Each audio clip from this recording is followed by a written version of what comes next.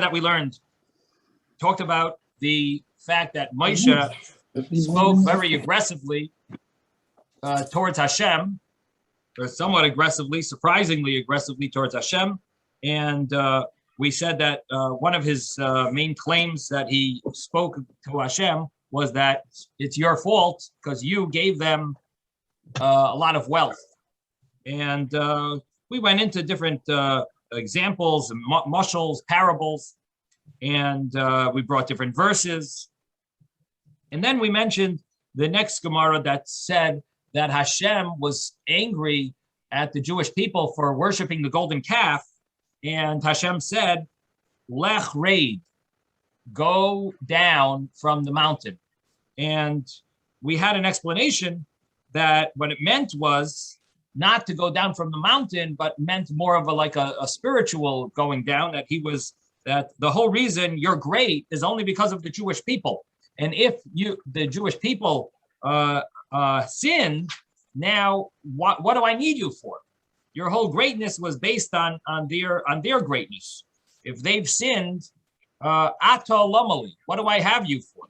And at that point, it says that Moshe's strength was weakened, and he wasn't even able to pray for the Jewish people. He felt so weak and so humble and humiliated. And the understanding is that it's not because he was humiliated, but more because he felt that Hashem was saying it's a done deal. There's nothing for you to do. You can't fix it. And then Hashem hinted to him that, no, you can fix it. And that was this verse, Heref Mimeni, let go of me, v'yashmidim, so that I can destroy the Jewish people. So what Moshe understood from that was, so I am the one who has the ability to either block Hashem from destroying the Jewish people or not blocking Hashem, and ultimately Hashem will destroy them, God forbid. So that it was Moshe's understanding of those words, let go of me so that I can destroy them.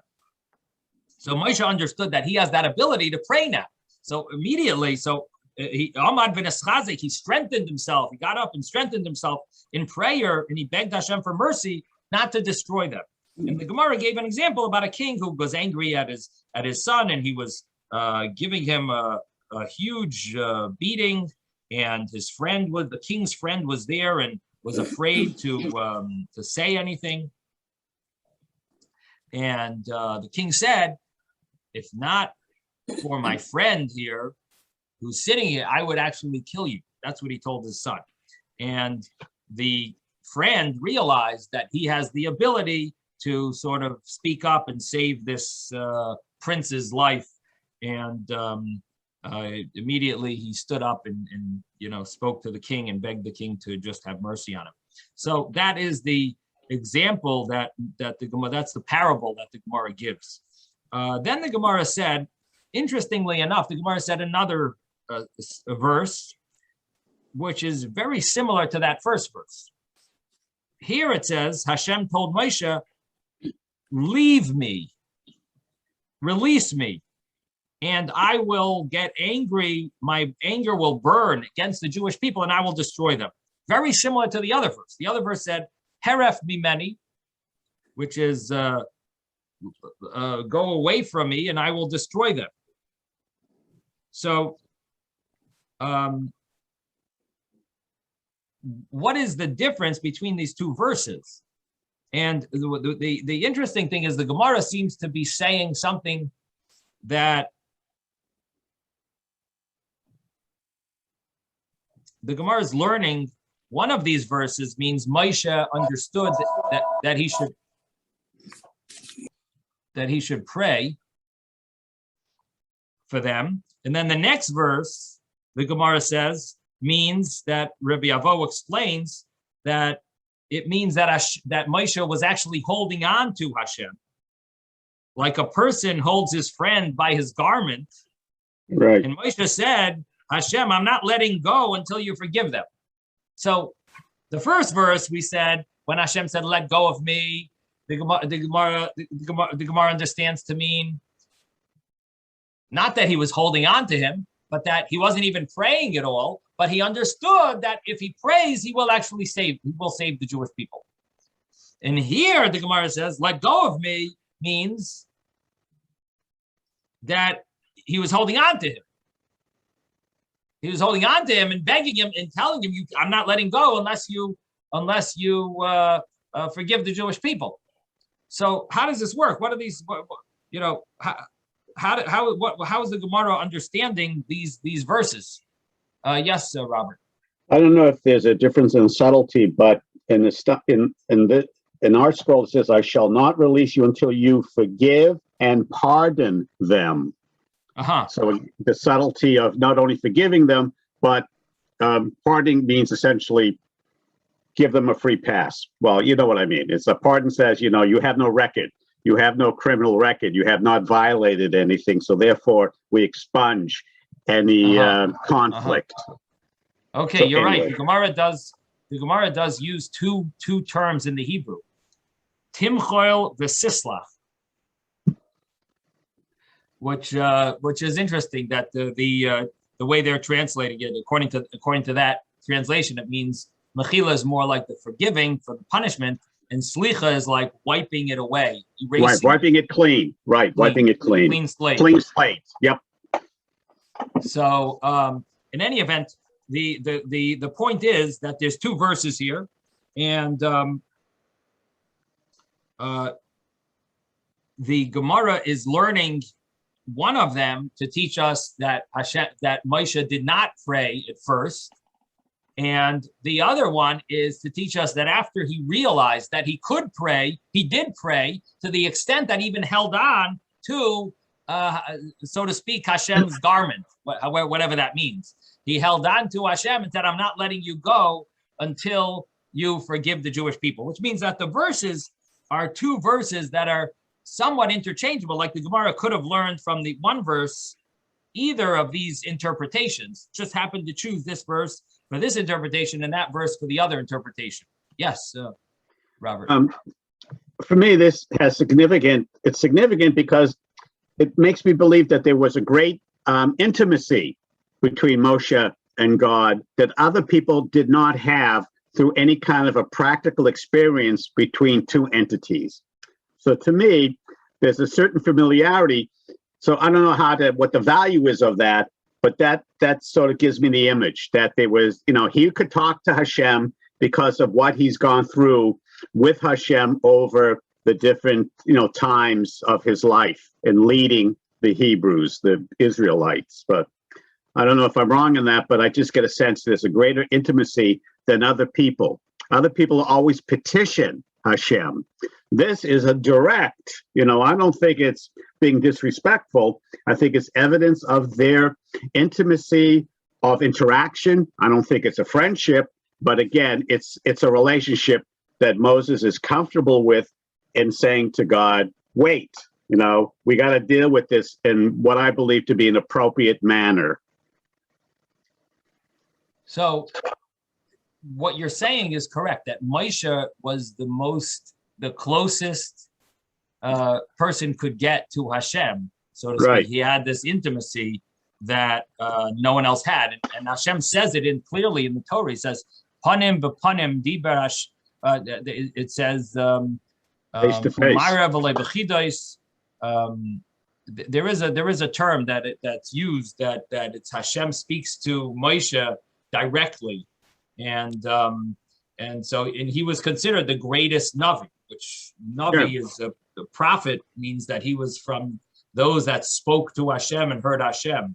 So there is there's definitely a concept of Moshe's uniqueness to Moshe's intimacy with Hashem. That is true, to the extent that Moshe was the only one who, after the giving of the Torah, Hashem told him, "You no longer can be with your wife." Like everyone, no one ever else was told that they can't be married. But Moshe, according to some opinions, he actually got divorced or he just separated from his wife.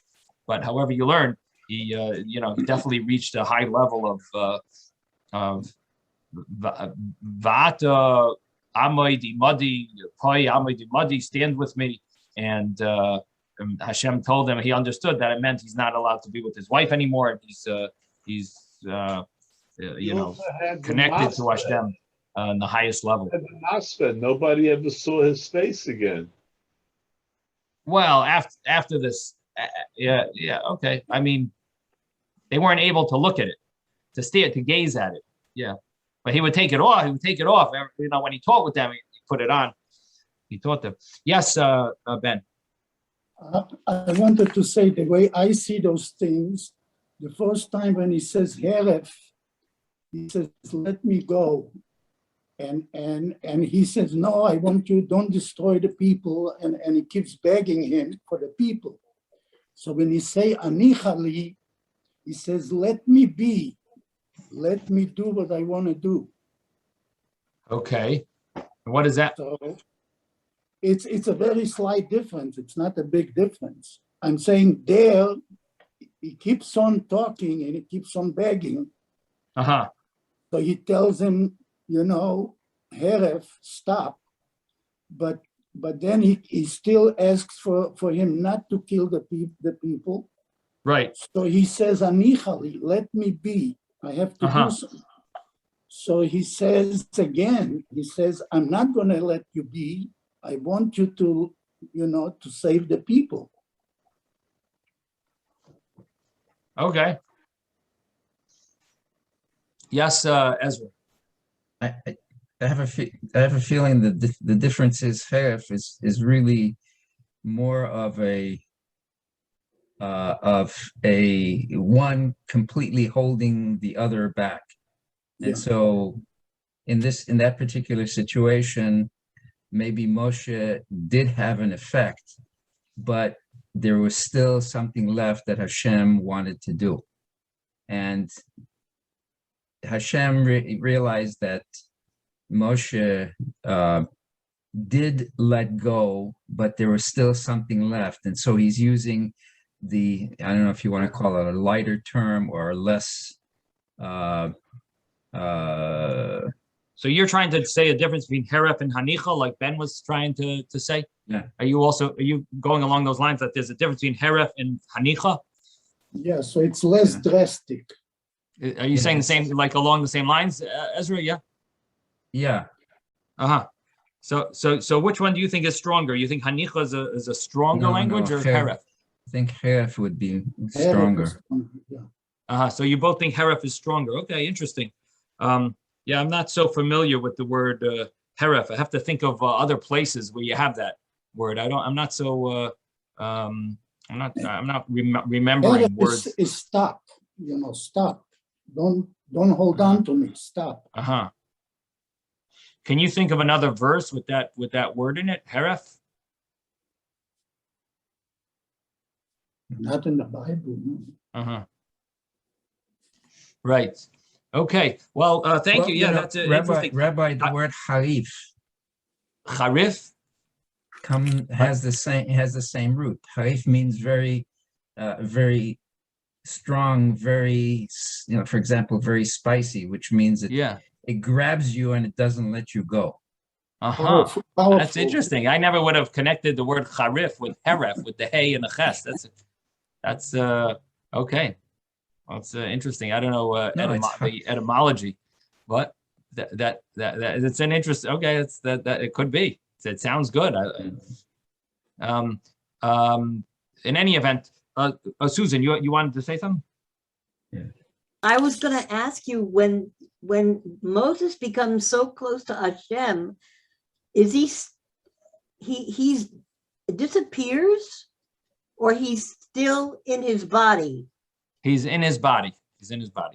Although when he goes up to heaven, we don't really know exactly how that works. But he did not eat. He did not eat, it says, for 40 days and 40 nights. Lechem lo yachalti yamayim lo shosisi. So he didn't eat. He transcends his body, is what you're saying. But he goes out of his body. We don't know that he left his body. I would think that maybe he went with his body, but he still didn't. But I don't know. I don't know. That's a good question. Eliyahu went with the body. Did he go with his body to heaven? I mean, yeah, he was taken. I would think so. I think I would think that he went with his body, but I don't know. Okay. In any event, let's continue over here. So we have, so we were learning. So there are two opinions really on this Gemara. The one way of understanding it is that there are different Amayroim, there are different opinions of how to learn this verse. It's really the same happening. Now, as Hashem said these words, Heref or Hanicha, he basically said, let go of me. In the Gemara, when the Chumash tells the story, it's Moshe repeating what Hashem said. And it's basically saying, Hashem said, let go of me. And it's repeating that story twice. And the two ways of understanding what it means. Either it's referring to Moshe was already begging Hashem, and Hashem was saying, let go of me, or Moshe was not begging Hashem. Two opinions of how to interpret it. The other opinion is Moshe was not begging Hashem at all because Moshe was weak, and he felt that there was no way no potential to even pray to Hashem. And on that, Hashem said these words, and he felt, oh, I guess I could. I guess I can pray. That's one way of understanding. And the other opinion of the rabbis that explain the other verse, and really it's referring to the same episode that Hashem said, "Let go of me, so that I can destroy them." And according to that understanding, I think the words must mean the same thing, and that's why the Chumash interchanges between those two words, Heref and Hanicha, is because it's the concept that Hashem said was let go of me, and those two words are two words of expressing that concept that Hashem said to Moshe, that let go of me and I will destroy them. So so it's the same story, and the only question is how to interpret the verse, and this one interprets on this verse, and that one interprets on the other verse, and it really is it's really the same episode, the same story. And Hashem said, "Let go." And one opinion is that he actually Moshe was really holding on to Hashem. That's the other view. Okay, and then the second way of learning is that really these are two episodes. There's one episode where Moshe is saying, "Heref mimeni v'yashmidim," let go of me and I will destroy them. And the other episode is where he said, "Hanichali," and Hashem said both of these in at separate times, maybe very close to each other. Very shortly after the first one, he said the second one. But these are not the same. It's not referring to the same story. It's actually two separate instances. And first, Hashem was very angry at the Jewish people for worshiping the golden calf. And Hashem said, let go of me. And on that, Moshe realized that it's time for me to daven. And that Moshe davened so hard, he was holding on to Hashem's cloak, so to speak. And he wasn't letting Hashem go. And Hashem said, again, let go of me. And that shows us that Moshe was actually holding on to Hashem and continuing the understanding that we had earlier in the Gemara, that Moshe acted somewhat aggressively towards Hashem in order to save the Jewish people. And then just to conclude, what we learned that Hashem said, I will make you, Moshe Rabbeinu, into a great nation.